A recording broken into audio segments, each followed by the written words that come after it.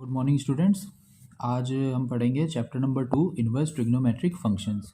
ठीक है, तो सबसे पहले हम जानते हैं कि इन्वर्स ट्रिग्नोमेट्रिक फंक्शन क्या है।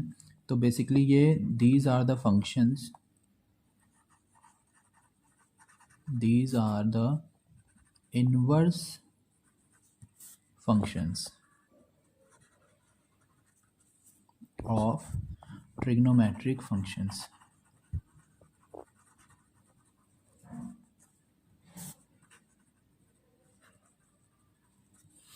इन्वर्स ट्रिग्नोमेट्रिक फंक्शंस को मैं शॉर्ट में ITF लिख दे रहा हूँ यहाँ पे, क्योंकि बहुत बड़ा नेम है तो बार बार कहीं पे भी मैं इसे ITF को ही यूज़ करता हूँ।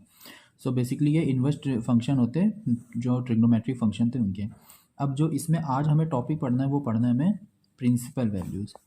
ठीक है, तो हम आज पढ़ेंगे principal values of inverse trigonometric functions. ये टॉपिक आज हम कवर करेंगे इस वीडियो में। तो अब इन्वर्स प्रिंसिपल वैल्यूज़ क्या हैं? जो इन्वर्स ट्रिग्नोमेट्रिक फंक्शन है ना, इसकी वो वैल्यू जो प्रिंसिपल ब्रांच में लाई करेगी, केवल वो वैल्यू होती है प्रिंसिपल वैल्यू। ठीक है, तो उसके लिए मैं आपको एक टेबल बना रहा हूँ, वो टेबल से आपको और अच्छे से समझ में आ जाएगा कि किस तरह से फाइंड करेंगे, फिर एग्जांपल समझेंगे। राइट, तो पहले हम ट्रिग्नोमेट्रिक फंक्शन जो इन्वर्स फंक्शन है उनको लिख लेते हैं। तो सबसे पहले है inverse function sine inverse x, second है कॉस इन्वर्स एक्स, थर्ड क्या है tan inverse x, fourth one is cot inverse x, next cosec inverse x, and the last is secant inverse x। ठीक, ये है हमारे इन्वर्स ट्रिग्नोमेट्रिक फंक्शंस। इसके बाद में हम यहाँ पे लिखते हैं इसकी जो डोमेन होगी वो, तो मैं यहाँ पे डोमेन लिख दे रहा हूँ और इधर मैं रेंज लिख देता हूँ। ठीक, अब डोमेन क्या है, देखिए इसको साइन इन्वर्स एक्स, आपको पता है कि साइन थीटा किस जो लाई कहाँ करता था, -1 से 1 उसकी रेंज होती थी। तो साइन इन्वर्स एक्स में जो रेंज साइन थीटा की थी वही हो जाएगी डोमेन। तो क्या हो जाएगी ये डोमेन -1 से 1 क्लोज इंटरवल। सेम कॉस में भी यही होता है -1 से 1।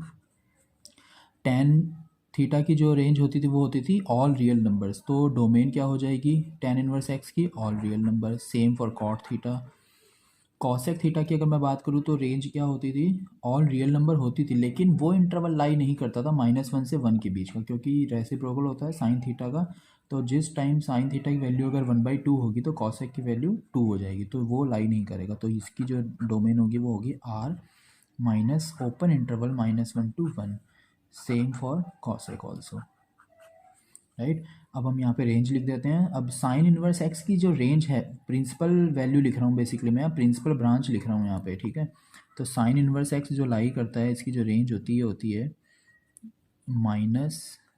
-π/2 से π/2 के बीच में। कॉस जो लाई करता है ये करता है 0 से पाई के बीच में। ठीक, टेन जो है ये लाई करता है -π/2 से π/2। बट अभी इसमें आपको याद क्या रखना है, जो टेन इनवर्स एक्स है, हाँ मैं टेन इनवर्स एक्स की रेंज बता रहा हूँ। तो टेन इनवर्स एक्स की रेंज में क्या होगा, ये ओपन इंटरवल रहेगा, ये याद रखिएगा आप। ओपन इंटरवल क्यों हो जाएगा वो मैं बता देता हूँ, क्योंकि π/2 पे टेन थीटा की जो वैल्यू होती है वो इन्फिनिटी होती है, मतलब नॉट डिफाइंड, इसलिए ये वैल्यूज़ दोनों वैल्यूज़ को हमने ओपन कर दिया। अब कॉट इनवर्स एक्स की अगर मैं बात करूँ तो कॉट इनवर्स एक्स की जो रेंज होगी वो होगी 0 से पाई के ही बीच में, लेकिन आपको क्या याद रखना है, 0 इसमें इंक्लूड नहीं होगा। कॉसेक की जो रेंज होती है ये होती है -π/2 से π/2 के ही बीच में, लेकिन इसमें आपको याद रखना है 0 को इंक्लूड नहीं किया जाएगा, तो मैंने 0 को इसमें माइनस कर दिया। 0 एक कर्ली ब्रैकेट में लिखा है क्योंकि एक सेट को रिप्रेजेंट कर रहा है। सेम कॉसेक की अगर बात करें तो ये भी ऐसे ही होगा, 0 से पाई के बीच में ही होगी, लेकिन इसमें आपको π/2 माइनस करना है। क्यों माइनस करना है, क्योंकि जो कॉस है 90 पे क्या होता है 0 होता है, तो सेक इन्फिनिटी हो जाएगा, इसलिए माइनस कर दिया है।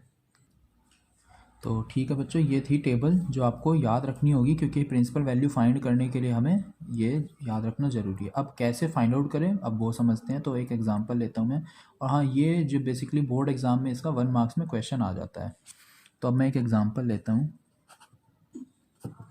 एग्जांपल लिया मैंने, फाइंड प्रिंसिपल वैल्यू ऑफ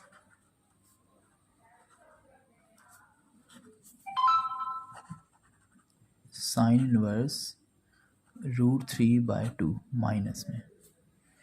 ठीक है, अब देखिए प्रिंसिपल वैल्यू हमें फाइंड आउट करनी है, तो अब हम इसको कैसे लिखेंगे। तो साइन इनवर्स, अब आपको ये याद रखना है कि साइन की वैल्यू √3/2 कब होती है। तो √3/2 साइन थीटा की वैल्यू होती है 60 पे, बट हम इसको पाई के टर्म्स में अगर चेंज करें रेडियंस में, तो 60 का मतलब हो गया π/3, तो मैंने साइन π/3 लिख दिया। अब देखिए यहाँ पे माइनस आ रहा है, जब तक ये माइनस नहीं हटेगा तब तक हम साइन इनवर्स और साइन को कैंसिल आउट नहीं कर पाएंगे।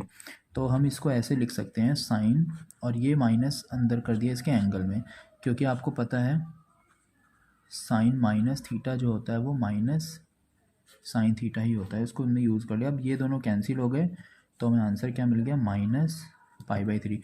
अब हम चेक करेंगे कि क्या ये रेंज में लाई करता है। तो देखिए साइन की मैंने रेंज लिखी थी -π/2 से π/2, ये उसी के बीच में ही आ रहा है, मतलब ये सही लिखा हुआ है। तो ये हो गया इसकी प्रिंसिपल वैल्यू साइन इनवर्स की। ठीक है बच्चों, अब एक एग्जांपल और लेते हैं। तो मैंने एक और एग्जांपल लिया, अब यहाँ पे मैंने लिखा है find principal value of cos inverse -1/2। ठीक है, अब मैं कॉस इनवर्स की वैल्यू फाइंड आउट करने जा रहा हूँ, प्रिंसिपल वैल्यू। तो हम क्या करेंगे, इसको भी हम ऐसे ही लिखेंगे, कॉस इनवर्स माइनस, अब 1/2 कॉस कब होता है, सबसे स्मॉलेस्ट वैल्यू हमें देखनी है। तो कॉस की वैल्यू 1/2 होती है कौन से एंगल में, 60 डिग्री पे, मतलब ये भी हो जाएगा cos π/3। ओके, लेकिन साइन थीटा तो sine minus theta minus sine theta होता है, बट कॉस में ऐसा नहीं होता। तो अब हमें ये चेक करना पड़ेगा कि कॉस कब नेगेटिव होता है। तो याद रखिएगा, कॉस में, कॉट में और सेक में हम क्या करेंगे, जब ये एंगल ऐसे माइनस आएगा तो इस एंगल को पाई में से माइनस कर देंगे, because cos pi minus theta जो होता है वो माइनस कॉस थीटा ही होता है। तो हम इसको ऐसे लिख देंगे, कॉस पाई माइनस, पाई में से कितना माइनस करें कि π/3 आ जाए, तो हमें इसी को हम माइनस कर देते हैं, ये π/3। तो अब ये कितना हो जाएगा, cos inverse cos cancel, pi minus π/3 that is 2π/3। अब ये ऐसा क्यों हुआ, क्योंकि कॉस इनवर्स की जो मैंने रेंज लिखवाई है आपको, वो लिखी है 0 से पाई के बीच में, उसमें माइनस के एंगल्स नहीं आते हैं।